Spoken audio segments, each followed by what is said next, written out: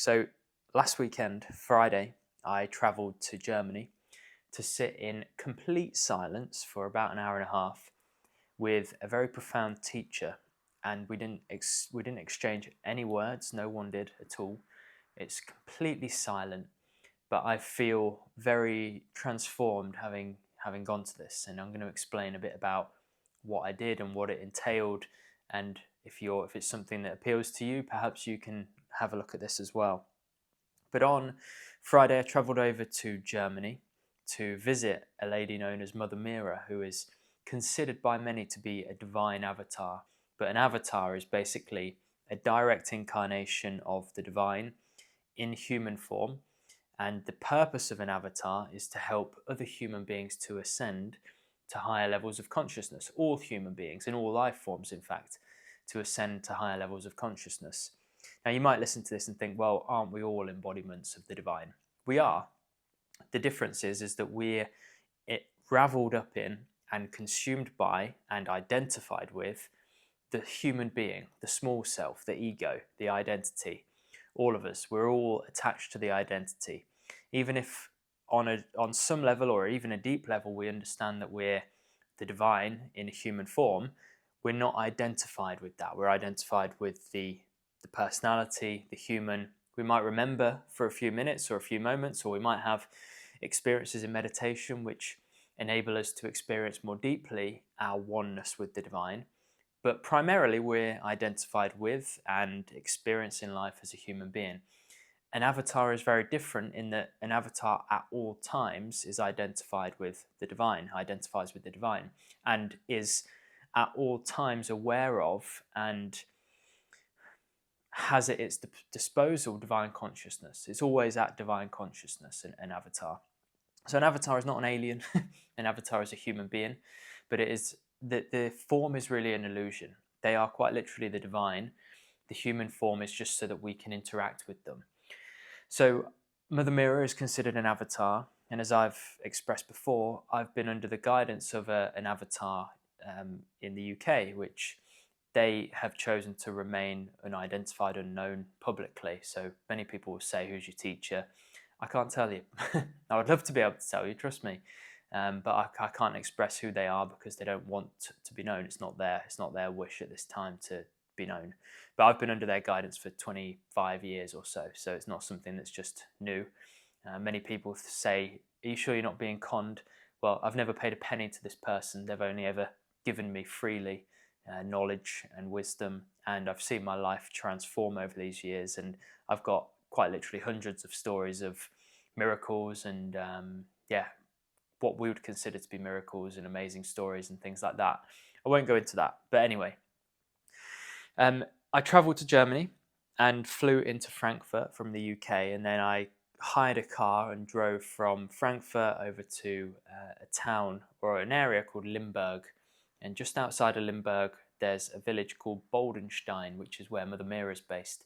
Now, Mother Meera flicks around the world. She has an ashram in India, and I believe she does visit other areas in Europe as well. I think she was in the Netherlands not so long ago, and I know that she does move around a bit, but her primary home, her primary base is in Germany, in Boldenstein, where she's got a house. And there are volunteers that live in the house and help her manage all of this. Everyone is volunteers. She runs off of donations, as far as I understand. She doesn't take money for the process that I'm about to explain to you today. So it's all free. It's all beautiful. And she's been doing this for what she calls darshan for like 40 years or more, as far as I understand. I think she's 65, so she's been doing this a hell of a long time and totally for free. And she's doing unbelievable, absolutely amazing work.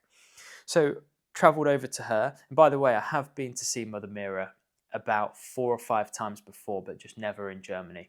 And what I have noticed is that every time I go to see her and have these completely silent experiences, these darshans, which I'll explain to you in a moment, the effects of these don't tend to manifest immediately for me, not there and then.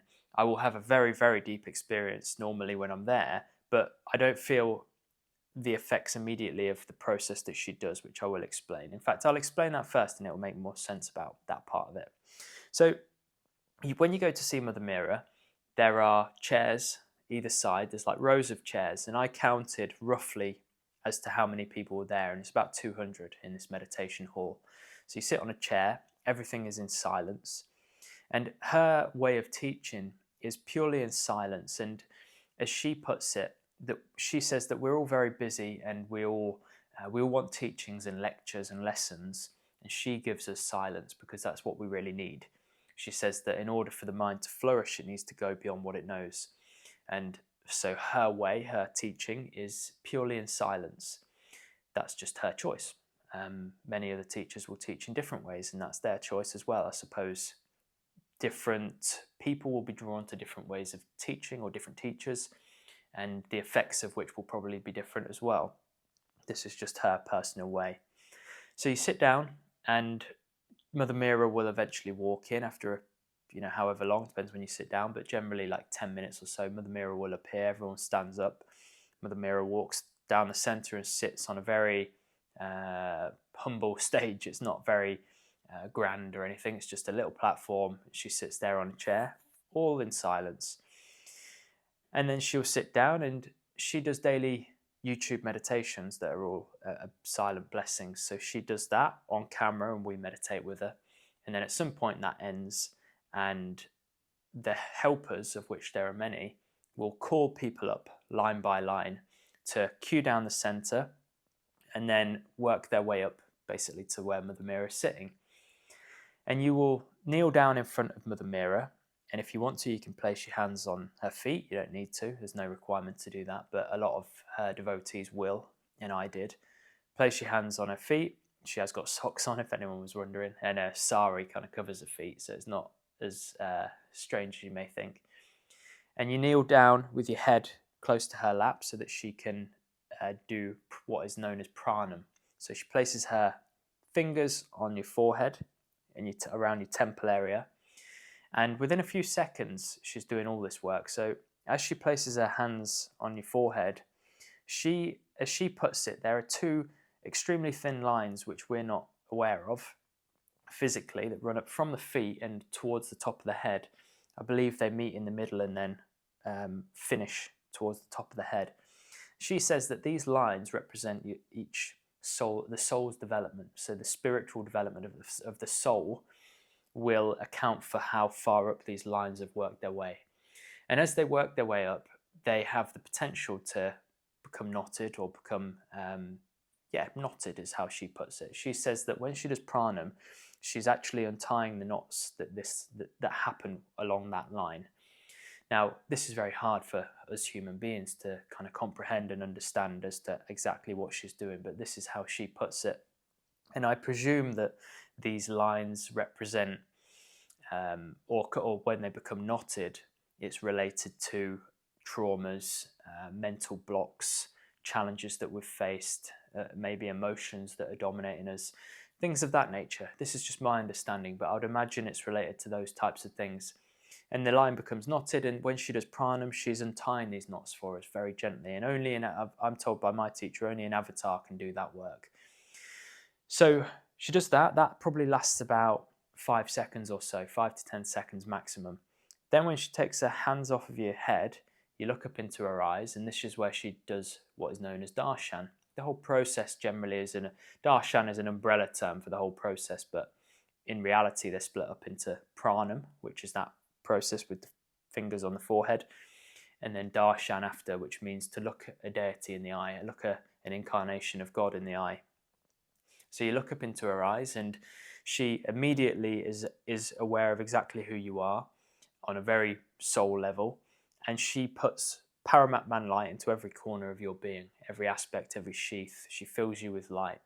And this, in a very simplistic way of describing it, because truthfully, I don't fully understand this myself, I think it's impossible for a human being to fully understand it, is that this elevates our level of consciousness. This enables us to rapidly continue growing spiritually. And my teacher says this normally will shave off a massive chunk of our progress. So the progress that we would have made on our own, perhaps 6 months, we would have jumped forward 6 months by doing this process with Mother Meera. Just as an example, it's not that exact, but we make big progress basically. Now, as she's doing this, some people will see and feel things, but a vast majority of people will not notice a thing, other than the fact that you're in a deeply peaceful and quiet environment, so you feel very relaxed normally. Although if it's your first time, you might be a bit anxious about the whole thing. But generally speaking, I think a lot of people feel deeply relaxed and comfortable. And you won't, as I say, often people won't feel or notice anything, and that's quite normal. After this process, you then go back to your seat. That whole process there, placing the hands on the forehead and looking into your eyes, probably lasts 10 to 15 seconds as a guess. It will vary from person to person by a few seconds here and there, maybe 5 seconds difference, but generally it's roughly the same. And then you'll go and sit back down and you'll meditate for the rest of the darshan until everyone has had their turn. Everyone queues up row by row. And then eventually you will sit back down, meditate until everyone's finished, and then that will be roughly the end of the process. And that entire process is about an hour and a half-ish. She works through 200 people in that time. And many people struggle to understand this because from a Western perspective, to put your hands on the feet of a person or to look up to a person as if they're special or especially godlike is unheard of. It's pathetic almost from a Western point of view. I don't feel like this. I've fortunately been surrounded by people who have kind of explained it to me and given me more of a deeper understanding. In the Eastern cultures, especially Hinduism, this is the norm. But in Western cultures, you're considered almost stupid if you look up to someone like that. But it's really a lack of understanding that you're not looking up to another human being. You're looking up to a divine avatar, which is an incarnation of God, effectively, which is a huge statement. I understand that. It's a huge thing to wrap your head around, and I don't really expect everyone to wrap their head around it. I feel like perhaps you have to be under the influence of one of these people or around them long enough to kind of comprehend it. It's difficult to know, but I kind of have been fortunate enough to be able to overcome that, having spent 25 years under the guidance of one. I know how they operate a bit more. I've seen directly the amazing ways that they work, the mystical ways that they work, and the effects on me. So I'm in a sort of very fortunate position in that regard. But I do understand that for those of you who haven't had that kind of influence, it's very hard to accept that someone is that profound. So I would encourage you, if you feel called, to go and visit her and see how you feel. I mean, I have no doubt that there'll be people that do go and visit her that don't understand it and think, well, she's doing nothing. I've come all the way to Germany to sit in front of someone for half an hour. I've had to kneel down the centre of the rows of people and crawl down there like some sort of peasant. Kneeled in front of her. She said nothing. She's not smiled at me. What's the point? And I understand that. If you've had that experience, I totally understand it. It is. I would suggest it is just purely a lack of understanding and knowledge. The explanation hasn't been there for you to understand what she's actually doing and why she's doing it. And there's a big amount of acceptance that's needed to accept that what she's doing is right and that what she's doing is deeply transformative. And I think that if you do go in with those kind of thoughts of like, what's all this about? Why is she not talking? Why is she not smiling? I've just come all the way here and all we've done is sat in silence. I've had to kneel down in front of her. These are all the mental blocks that actually make the work that she's trying to do more difficult, I think, because she says in her own words, the best approach, the way that this will help you the best is if you just open, if you are as empty as you can be. Don't try and move energy around, don't try and do anything, just try to be open and empty mentally. And I think, understandably, especially Westerners, many struggle with that because the whole process is very foreign to us. But the reason that it's quite normalized to put your hands on the feet of an avatar or a extremely advanced teacher, but generally an avatar, is a sign of humility. You have to overcome your own ego to do that. There's a part of you, part of all of us, that is repulsed by that, that thinks I'm not some sort of peasant that's going to put my hands on the feet of another person. You know, we're all equal. We are all equal, but it takes a massive amount of humility, and it requires us to overcome our own ego in order to say thank you and just do it. It's a sign of humility, a sign of gratitude. No more than that. But as Westerners, easily create big mental blocks around doing this. And as I've mentioned at the start, it's not something you need to do. Some people just do it because they feel like they want to. You don't have to put your hands on her feet at all. She doesn't ask that. And equally, some people that do go to darshan that have got an injury or can't kneel down or whatever, they're allowed to go up and just sit on a chair in front of her. It's more for simplicity, so that she can actually just quite smoothly touch your head without it being a big drama, without it being a longer winded process. So a lot of it is simplicity, but I do believe that weaved in with it is this process that requires all of us to overcome our own ego, kneeling down, sitting before her, all of that type of thing. The ego hates all of that because the ego wants to feel elevated. So it does require us to overcome that, which is a big thing, especially for those of us who are spiritual seekers. So I started to see a lot of synchronicities, and I'll try and put these on the screen if I get time to edit this video more thoroughly than normal. I started to see a lot of synchronicities. I've noticed that I get little signs, and sometimes the signs are different, but I started to notice a pattern where I was seeing rainbows, not up in the sky as normal, but just like from the light that's been reflected or refracted or whatever in a certain direction, and it's created like a strip of a rainbow strip, I've been calling it. So actually just here, when we were renovating this house, I took this old radiator off and put this new one on. But before I put the new one on, when I took the old radiator off, a pile of oracle cards, we bought this house in June, they were stashed behind the old radiator, and they fell down on the floor. And right next to it was this hilarious rainbow strip, and I'll put a picture on screen so you can see it. And I thought, how funny is that? I've found this kind of these spiritual cards, whether they're of any meaning or whatever, I'm not that bothered. And then there's this rainbow strip. It felt connected somehow. My flat is also flat 11, which is quite a spiritual number, quite a profound number in numerology. And then on the way to, so that was a while ago, but I just it was in the back of my mind. It wasn't in the back of my mind, actually. That's part of the amazing truth of the synchronicities. It wasn't in the back of my mind, but it came to the forefront once I started to see these other synchronicities that I'm going to explain. So when we were flying over from Heathrow to Frankfurt, we're starting to descend, and we'd sort of come through the clouds. We'd gone all the way along, and then as we were descending into Frankfurt, we were just coming towards this layer of cloud. And I looked out the window and saw the shadow of our aeroplane, and I'll put this photo over the screen as well. There was a rainbow ring around the aeroplane. And I looked and I thought, in my mind, I thought my eyes must be playing tricks on me, because I've never seen that before. I rubbed my eyes and I could still see it. And then I thought, well, I'm going to take a photo. So I got my phone out and I took a photo. And what you're looking at now is the photo of this image.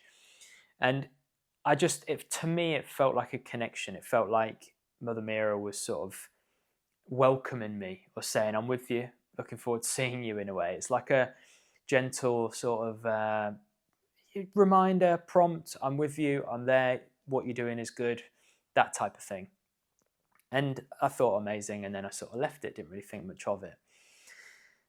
When on the first day, the toilets are sort of underground, so I went downstairs to use the toilet, used the bathroom, went to wash my hands, and just by the sink there's a bin on the floor, and there was another rainbow strip on top of this bin. I couldn't work out how it had appeared because there's barely any lighting in this room.